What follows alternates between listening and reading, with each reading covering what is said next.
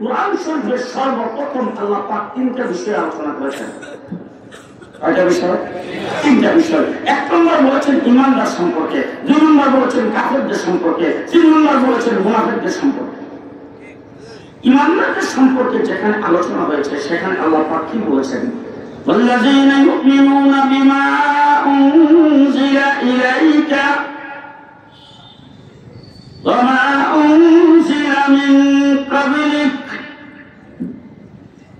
وما أنزل من بعدك وبالآخرة هم يوقنون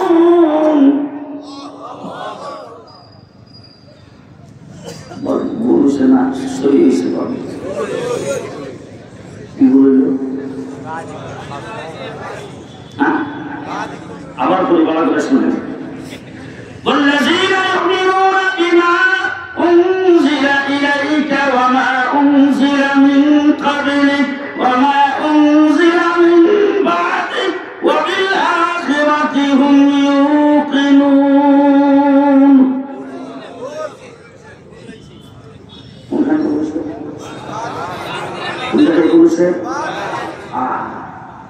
الذين يؤمنون بما أنزل إليك وما أنزل من قبلك وما أنزل من بعدك সিলেটের কোরআন শরীফে, ঢাকার মধ্যে, সৌদি আরবের মধ্যে, গোটা বিশ্বের কোরআন শরীফের কোথাও নাই। আমার নবী মুহাম্মদ রাসূলুল্লাহ সাল্লাল্লাহু আলাইহি ওয়াসাল্লামের কাছে এই কোরআন নাযিল হয়েছে। যদি আমার রাসূলের পরে পৃথিবীতে কোনো নবী আশা থাকতো, আল্লাহ পাক এই জায়গায় ওমা উনজিলা মিন বাদিক বলতেন। ওমা উনজিলা মিন বাদিক শব্দ যেহেতু আল্লাহ পাক বলে নাই, তার দ্বারা বোঝা গেল আমার নবীর আগে নবী আসবে, পরে কোনো নবী নাই। কথা কি বুঝাইতে পারতেছি? হযরত মাওলানা মুফতি মাহমুদ রাহমাতুল্লাহ আলাইহি নাম শুনছেন? পাকিস্তান সরকার প্রদেশের যিনি মুখ্যমন্ত্রী ছিলেন, জমিয়তুল ইসলাম পাকিস্তানের সভাপতি হযরত মাওলানা ফজলুর রহমান সাহেবের আব্বা। কাদিয়ানীদের 1974 সনে কাদিয়ানীদের যখন অমুসলিম ঘোষণা বিল তিনি পাকিস্তান অ্যাসেম্বলিতে উত্থাপন করলেন, তখন মির্জা গোলাম কাদিয়ানীর ছেলে মির্জা নাসেরকে আত্মপক্ষ সমর্থন করার জন্য অ্যাসেম্বলির পক্ষ থেকে দাওয়াত করে সেখানে আনা হইল। এই বিল সম্পর্কে সেখানে চূড়ান্ত আলোচনা হবে। তখন আলোচনা করার জন্য যখন সে আসছে, আইসে যখন সংসদের ভিতরে ঢুকতেছে, তখন সংসদ সদস্যরা মুফতি মাহমুদ সাহেবকে যায় বলছেন, মুফতি সাহেব এই লম্বা দাড়ি, এই লম্বা পাগড়ি, এত সুন্দর চেহারা, এই লম্বা পাঞ্জাবি, এই লোকটা কি আপনি কাফের করলেন? কেমনি কাফের করলেন? মুফতি সাহেব তো আপনাদের সঙ্গে এখন বলবো না, সংসদের ভিতরে যাই বলবো। ভিতরে যখন গেছে, যাওয়ার পরে তখন সর্বপ্রথম স্পিকার বইয়া ওনাকে ডাক দিয়ে বলছেন, মুফতি সাহেব আপনার বিল আপনি উপস্থাপন করেন। তো মুফতি সাহেব দুইটা বিল উপস্থাপন করছেন। সর্বপ্রথম তিনি আয়াত তেলাওয়াত করেছেন, মা কানা মুহাম্মাদুন আবা আহাদিন মিন রিজালিকুম ওয়ালাকিন রাসূলুল্লাহি ওয়া খাতামুন নাবিয়্যিন। এই আয়াত তিনি তেলাওয়াত করেছেন। তেলাওয়াত করে তারপরে বিল উপস্থাপন করার পরে মির্জা নাসেরকে বলছেন, এই বিলের উপরে আপনার বক্তব্য কি? মির্জা নাসের উত্তর সর্বপ্রথম এই আয়াতটি তেলাওয়াত করেছেন। আয়াত তেলাওয়াত করে বলছেন, কোরআন শরীফ আরবি ভাষা, সুতরাং কোরআন শরীফ বুঝতে হলে আরবি ভাষা সম্পর্কে ভালো করে জানতে হবে, আরবি শব্দের অর্থ সম্পর্কে ভালো করে জানতে হবে। এই কথা বইলা সে লুগা প্রয়োগ করতে শুরু করেছে। ডিকশনারি, আল কামুস, আল মুজাহিদ, এই সমস্ত ডিকশনারি বের করে করে একটা একটা করে ডিকশনারি পড়তে শুরু করেছেন। দেখাইতেছেন মানুষ পিতা, দেখেন প্রত্যেকটা ডিকশনারিতে খাতাম শব্দের অর্থ লেখছে মহর। সুতরাং মুহাম্মদ রাসূলুল্লাহ সাল্লাল্লাহু আলাইহি ওয়াসাল্লামের নবুয়তের যে মহর ছিল, এই ব্যাপারে আমাদের কোনো দ্বিমত নাই। এই মহর লেখছেন, কোথাও শেষ বা প্রথম এই কথা লেখেন নাই। খাতাম শব্দের অর্থ লেখছে মহর। মুফতি মাহমুদ সাথে সাথে দাঁড়ায় ডাক দিয়ে বলছেন, এই কাদিয়ানীর বাচ্চা, তোকে জিজ্ঞেস করতে চাই, কোরআন শরীফ কি তোর কাছে না দিয়েছে, না আমার কাছে না দিয়েছে, না তোর বাবার কাছে না দিয়েছে, না আমার বাবার কাছে না দিয়েছে? এই কথা যখন বলছেন তখন মির্জা নাসের বলতেছেন, না না, আমার কাছে নাজিল হয়ে, আমার বাবার কাছে নাজিল হয়ে, আপনার কাছে নাজিল হয়ে, আপনার বাবার কাছে নাজিল হয়ে। তাই এবার মুফতি মাহমুদ বলতেছেন, ও আমার স্পিকার, ভালো করে শুনে রাখেন, এক ডিকশনারি যা সে বের করেছেন সবগুলি ডাস্টবিনে লিখতে পড়েন। সাহেব কোরআন যিনি, যার কাছে কোরআন নাজিল হয়েছে, তিনি কোরআন শরীফের যে ব্যাখ্যা করেছেন, এই ব্যাখ্যার বাহিরে অন্য কোনো ব্যাখ্যা আমি মানতে রাজি নই। রাসূল সাল্লাল্লাহু আলাইহি ওয়াসাল্লাম বলেছেন, খাতামুন নাবিয়্যিনের অর্থ রাসূল করেছেন, আর খাতামুন নাবিয়্যিন লা নাবিয়্যা বাদি।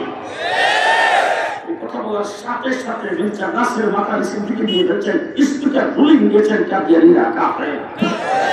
এবার জিজ্ঞেস করতে চাই, শেষ কথা আমি আপনাদের সামনে বলতে চাই, আমার রাসূল সাল্লাল্লাহু আলাইহি ওয়াসাল্লাম বলেছেন, আমার পরে যদি নবী হইতো, আপনারা আমার বাংলা ভাষা বুঝতেছেন কিনা জানি না, বুঝতেই তো হাঁটু কিছু করবেন। রাসূল বলছেন আমার পরে যদি নবী হইতো, তাইলে এই উম্মতের জন্য হযরত উমর ইবনে খাত্তাব হইতো।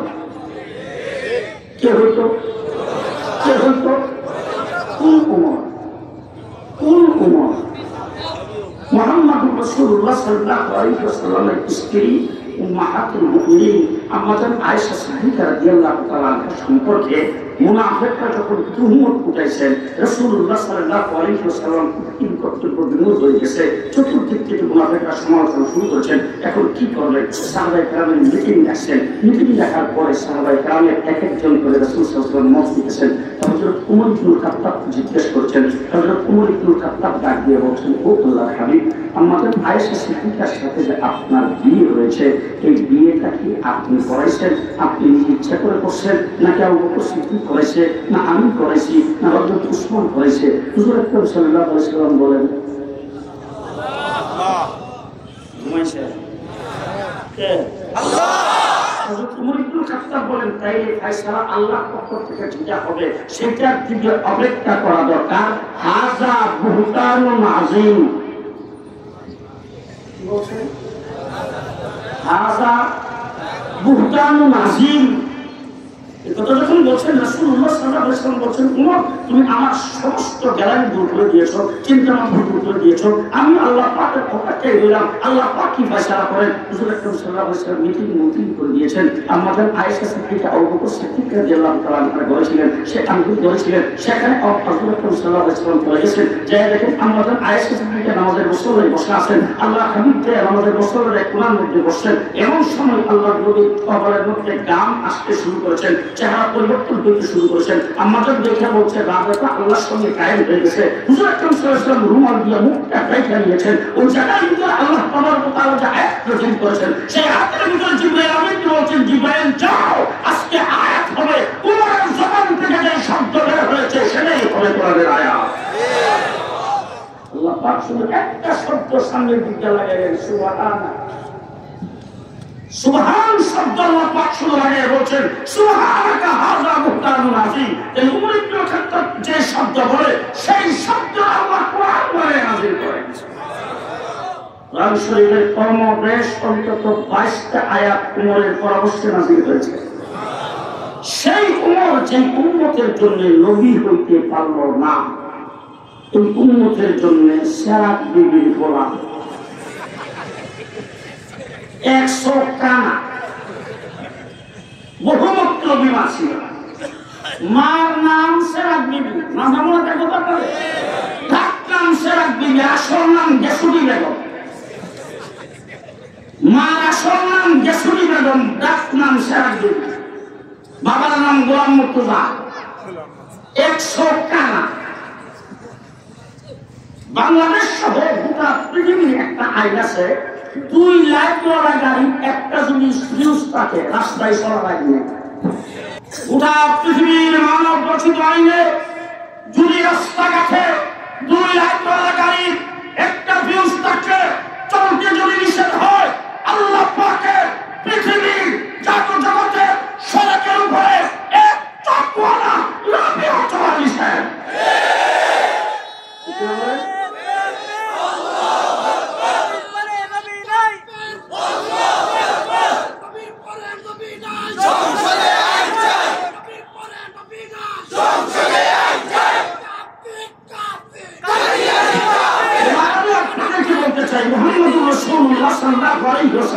সর্বশ্রেষ্ঠ নবী, তারপর যে মির্জা গোলাম কাদিয়ানীকে নিয়ে ওলামায়ে দেওবন্দের আন্দোলন, হকপন্থী ওলামায়ে কেরামের আন্দোলন, সারা পৃথিবীর মুসলমানদের আন্দোলন, সেই মির্জা গোলাম কাদিয়ানীর 100 কানা বহুমূত্র বিমা ছিল। তো সে গাড়ি চাকরি করত। যদি তাদের কাউকে কোথাও পান, এরপর একটা প্রশ্ন করবেন। 1 নম্বর প্রশ্ন, তার নবীর নাম কি? মনে থাকবে তো আপনাদের? 1 নম্বর প্রশ্ন, তোর নবীর নাম কি? 2 নম্বর প্রশ্ন, তোর নবীর উহি কি?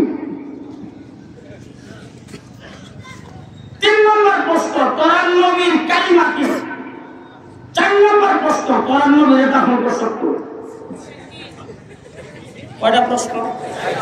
4টা। 1 নম্বর প্রশ্ন, কোরআন নবীর নাম কি?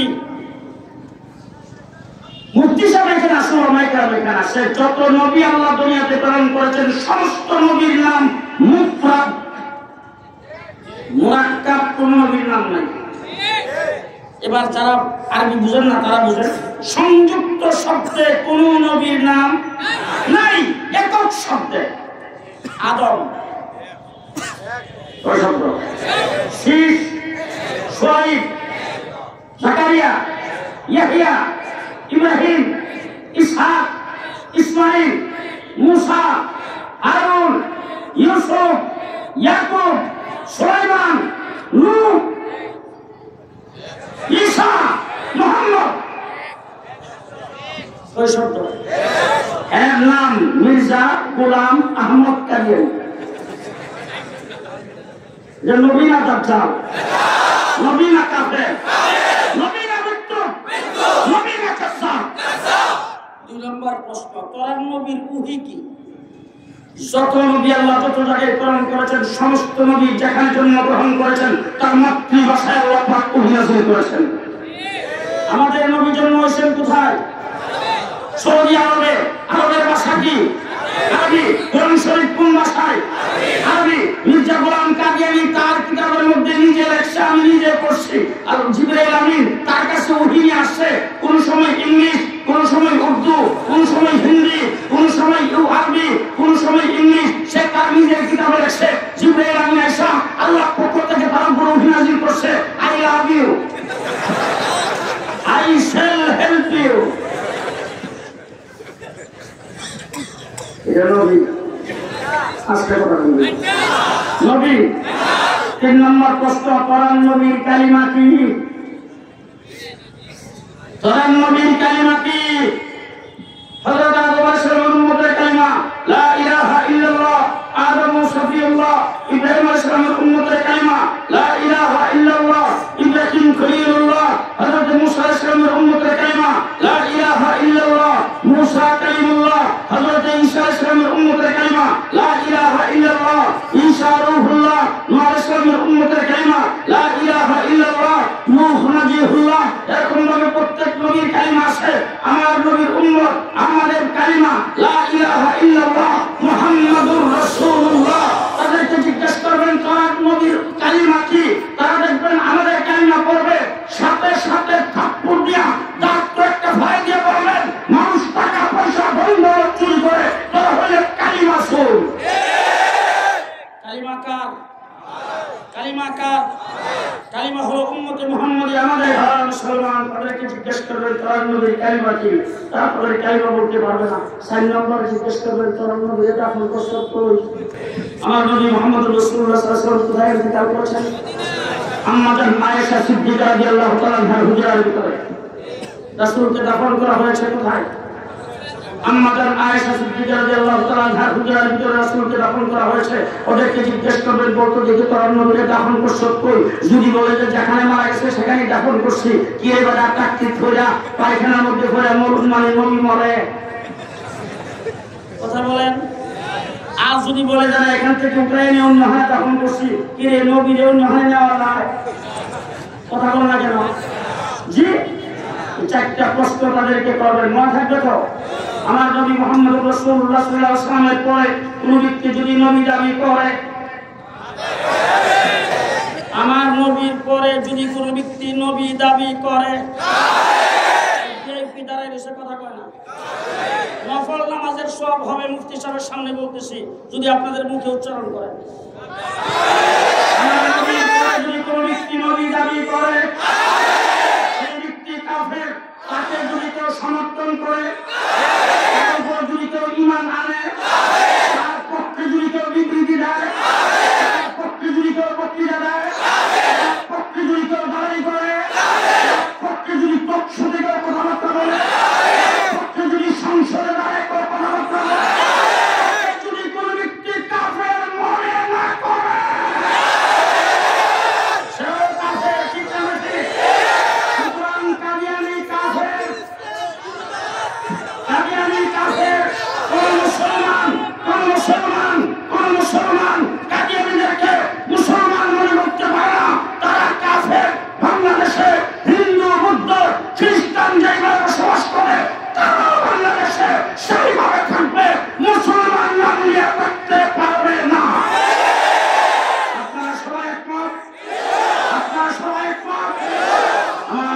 বাংলাদেশের বর্তমান অন্তর্বর্তীকালীন সরকারের প্রধান ডক্টর মোহাম্মদ ইউনূস সাহেব বাংলাদেশের সংখ্যালঘুদের উপর যাতে কোনো নির্যাতন না হয় এই জন্য তিনি প্রশাসনকে নির্দেশ করেছেন। সেই নির্দেশে তিনি যে নামগুলি বলেছেন হিন্দু, বুদ্ধ, খ্রিস্টান, আহমদিয়া, তিনি কথা বলতে যাইয়া সবার সামনে বলেছেন আহমদিয়া। আমি বলছি আলহামদুলিল্লাহ, ডক্টর ইউনূস সাহেব আপনি হিন্দু, বুদ্ধ, খ্রিস্টানের সাথে আহমদিয়াদের নাম বলে বুঝাইতে যাচ্ছেন হিন্দু, বুদ্ধ, খ্রিস্টান আমার বাংলাদেশের সংখ্যালঘু, আহমদিয়ারও বাংলাদেশের সংখ্যালঘু, হিন্দু, বুদ্ধ, খ্রিস্টান যেমন আহমদিয়ারাও তেমন। আমরা আপনার কাছে যাচ্ছি, নির্বাহী আদেশের মাধ্যমে অনেক কিছু সংস্কার করতেছেন, অনেক বিষয় আপনি আজকে বিচার বিভাগের বিভিন্ন বিষয়ে অনেক কিছু সমাধান করতেছেন। আপনার কাছে আমি যাবো, নির্বাহী আদেশের মাধ্যমে অন্তর্বর্তীকালীন সরকারের পক্ষ থেকে কাদিয়ানদেরকে অমুসলিম সংখ্যালঘু ঘোষণা করা হোক। কে কে রাজি আছেন হাত তুলে দেখান।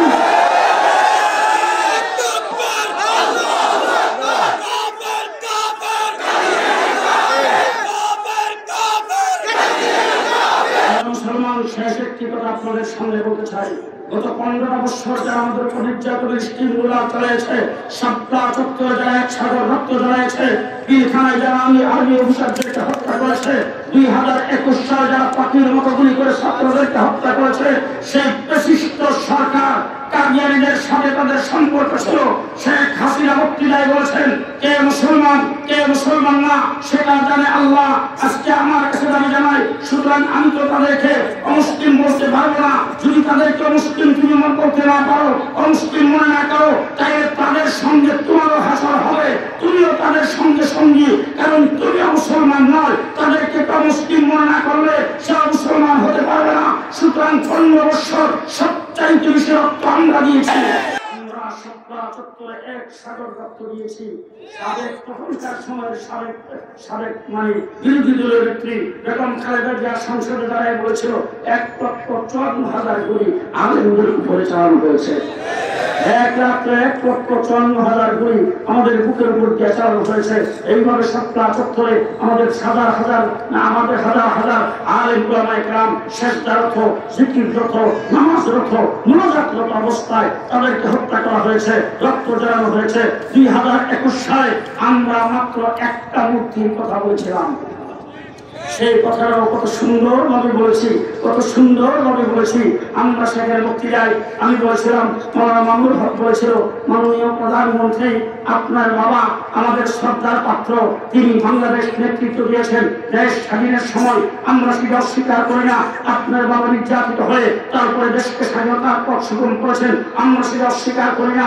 আপনার বাবাকে আমরা শ্রদ্ধা করি। সুতরাং আপনি আপনার বাবার মূর্তি যাত্রাবাড়ির চৌরাস্তার মূলের মধ্যে আপনি লাগাবেন, সেটা মাথার মধ্যে বসে কাকে পায়খানা করবে। আমরা এইভাবে বুঝাইয়া বলার পরেও তার শরীরের মধ্যে এমন জ্বালা সৃষ্টি হয়েছে, তিনি এমন ভাবে আমাদের উপর রাগ করেছেন। তুচ্ছ মিথ্যা মামলা দিয়ে আমাদেরকে জেলখানার ভিতরে ঢুকায় 2 বছর আমি জেলখানার ভিতরে ছিলাম, 1.5 মাস রিমান্ডে ছিলাম। রিমান্ডের মধ্যে যে নির্যাতন করা হয়েছে, প্রত্যেক দিন আমাকে অন্তত 50 বার গালি দিত, তুই পাকিস্তানি রাজাকার। আপনাদের সিলেটের বাইতুল মুকাররমের খতিব ওবায়দুল হক, সিলেটের শাইখে কুরিয়া শাইখে বহরপুরি রাহমাতুল্লাহ আলাইহি, এই সমস্ত বুজুর্গদের নাম ধরে ধরে আমার সামনে অকথ্য ভাষায় গালিগালাজ করেছেন। তারা ছিল রাজাকার, তারা ছিল পাকিস্তানি, তারা হলে পাকিস্তানি রাজাকার। 50 বার দৈনিক বলেছ। এবার জিজ্ঞেস করতে চাই, তোমরা গেলা কোথাও? কথা কথাই বলতে পারবো না, এখন গেছো কোথায়? পরিষ্কার ভাষায় বলতে চাই, আমেরিকা গিয়েছি বারবার, কানাডা গিয়েছি, ইউরোপে গিয়েছি, ইংল্যান্ডে গিয়েছি, লন্ডনে গিয়েছি, কানাডায় গিয়েছি, পৃথিবীর অর্ধেকটা পৃথিবী ঘোরাফেরা করেছি। একদিনের জন্য পাকিস্তান যাই নাই। জীবনে কোনোদিন যাবো কিনা সন্দেহ। তার কারণ হলো আমার বাংলাদেশের বর্ডারের সাথে কোন পাকিস্তানের বর্ডারের কোন সংযোগ নাই। তোমাদেরকে জিজ্ঞেস করতে চাই, যারা আমাদেরকে পাকিস্তানি রাজাকার বলে গালি দিয়েছ, আজকে তোমাদেরকে বলবো তোমরা সবাই ইন্ডিয়ান রাজাকার। ইন্ডিয়া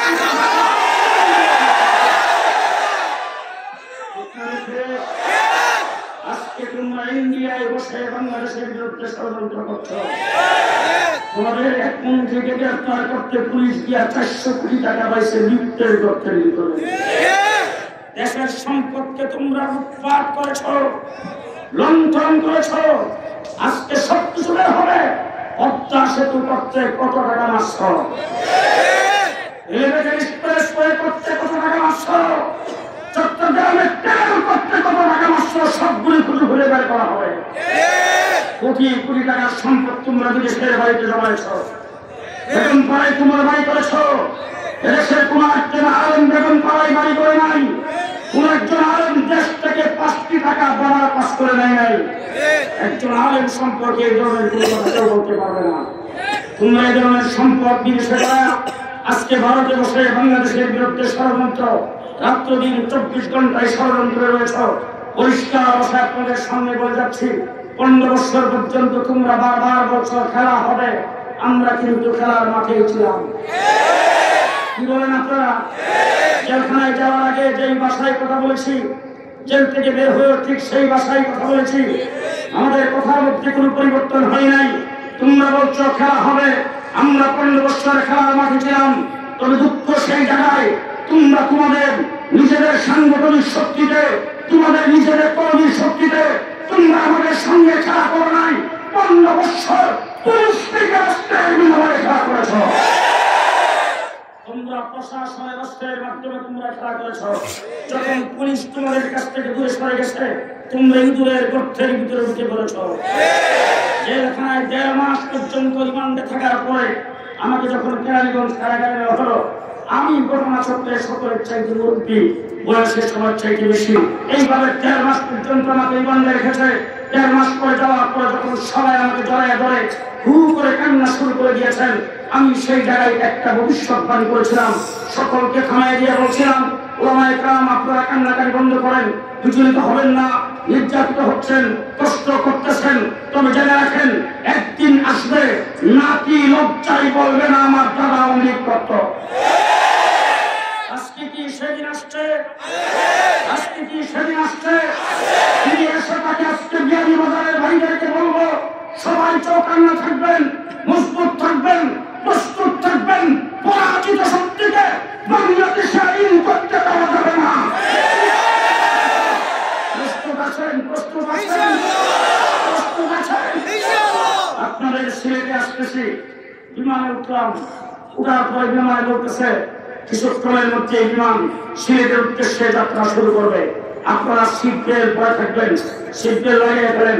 এই সমস্ত কথাবার্তাগুলি বিমানে বলে না, বলা লাস্টে দিয়ে বলছে জয় বাংলা, জয় বাংলা।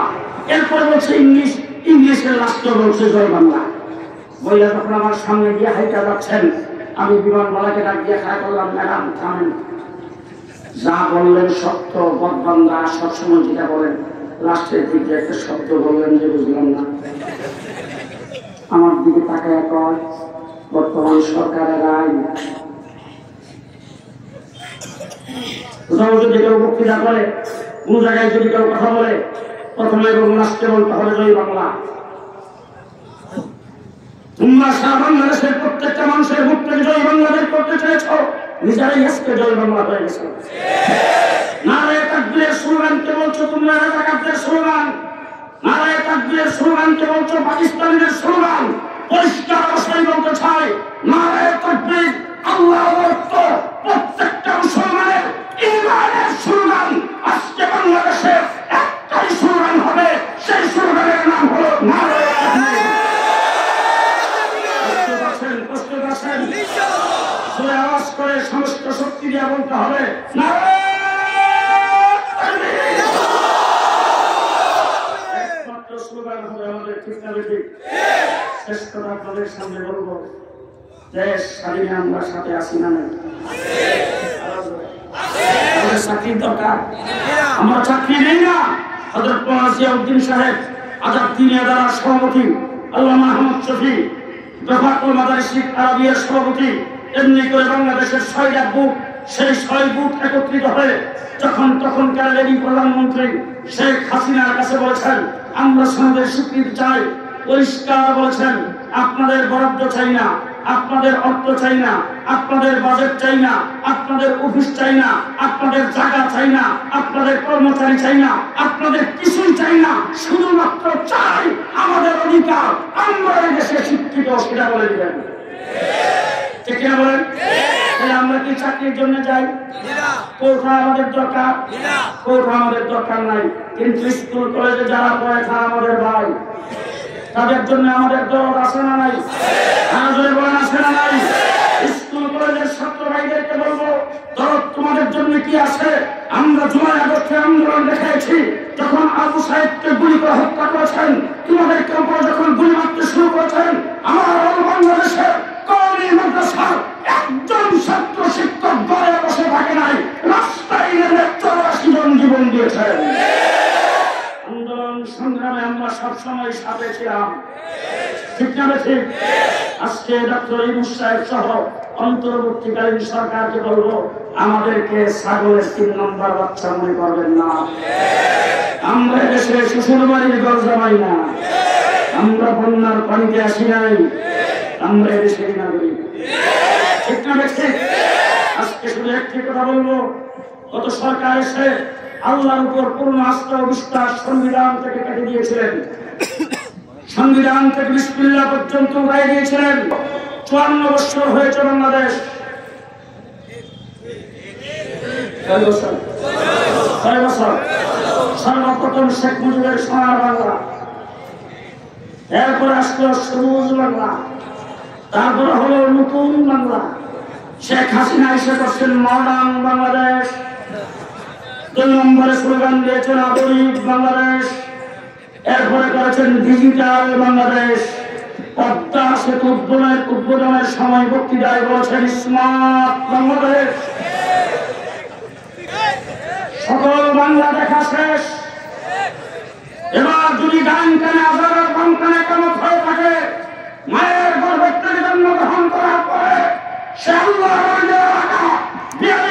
মুসলমানদেরকে বলবো, আগামী দিনে এই বাংলা হবে ইসলামের বাংলাদেশ।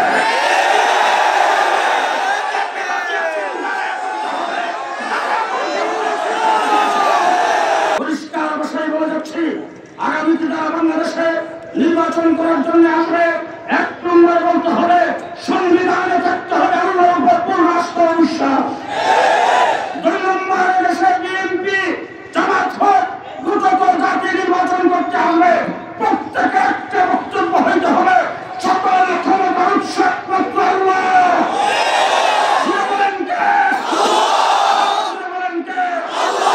সকল ক্ষমতার উৎস একমাত্র আল্লাহ। 90% মুসলমানের স্লোগান হবে এটা, সকল ক্ষমতার উৎস জনগণ। আস্তে কর, সকল ক্ষমতার উৎস জনগণ নয়, সকল ক্ষমতার উৎসকে বলেন কে? সকল ক্ষমতার উৎস একমাত্র আল্লাহ। এই কথা বলতে হবে। আগামী দিনে বাংলাদেশে কোরআনের বিরুদ্ধে কেউ কথা বলবে, আল্লাহর বিরুদ্ধে কথা বলবে, রাসূলের বিরুদ্ধে কথা বলবে, ইসলামের বিরুদ্ধে কটূক্তি করবে, কোরআন হাদিস নিয়ে কোন ব্যক্তি টকশোতে বসে, তৃতীয় মাত্রায় বসে ইসলামের বিরুদ্ধে কটূক্তি করবে, এই ধরনের মানুষের জন্য আজকে সংবিধান প্রণয়নের জন্য কমিশন গঠন করা হয়েছে। আজকে মাহফিল থেকে আমি জানাবো, সংবিধানের পরিষ্কার লেখা রাখতে হবে, ইসলাম ধর্ম নিয়ে কোন ব্যক্তি কটূক্তি করলে, আল্লাহ ওয়া রাসূল নিয়ে কটূক্তি করলে, কোরআন হাদিস নিয়ে কটূক্তি করলে তাকে আইন পাস করতে হবে, ফাঁসির কাস্টে ঝুলাইতে হবে। আল্লাহ কবুল মঞ্জুর করুন। সকলে বলেন আমিন।